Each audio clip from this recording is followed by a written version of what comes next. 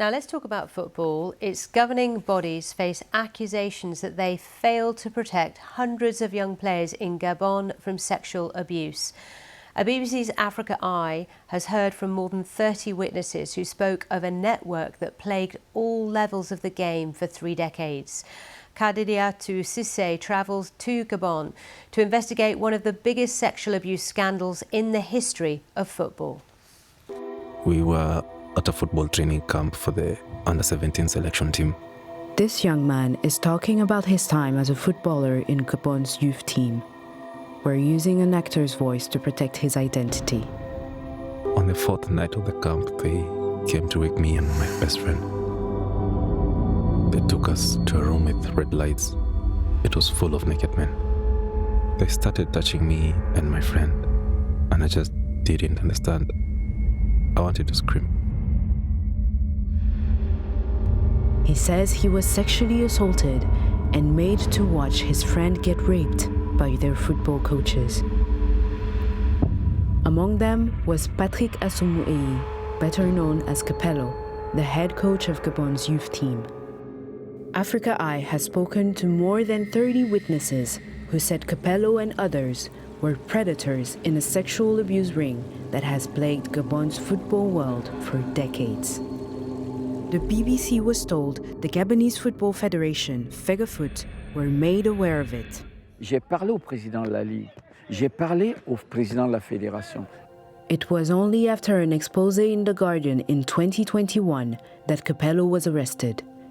He admitted to charges of raping, grooming, and exploiting young players.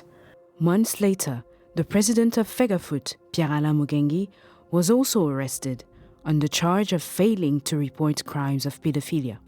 But unlike Capello, football governing bodies did not suspend him from his role. La justice locale a incarcéré le président de la fédération et la FIFA n'a rien fait. Bien étant en prison, il a continué à gérer la fédération.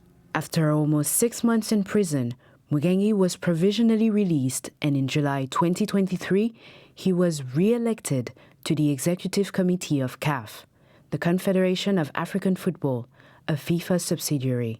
CAF's Secretary General has defended the decision to not impose sanctions on Mugengi. If today there is no decision of the justice saying that Mugengi, you are guilty, you are sanctioned, how CAF can sanction this? But witnesses say no meaningful child protection measures have been put in place, and both CAF and FIFA have come under criticism for failing to act. CAF and/or FIFA, they have no obligation to wait for a state decision before they sanction someone for violations of disciplinary codes and codes of ethics. The BBC believes all suspensions of those arrested have now lapsed. Pierre-Alain Mugengi, FEGAFOOT, FIFA and CAF deny all the allegations made against them.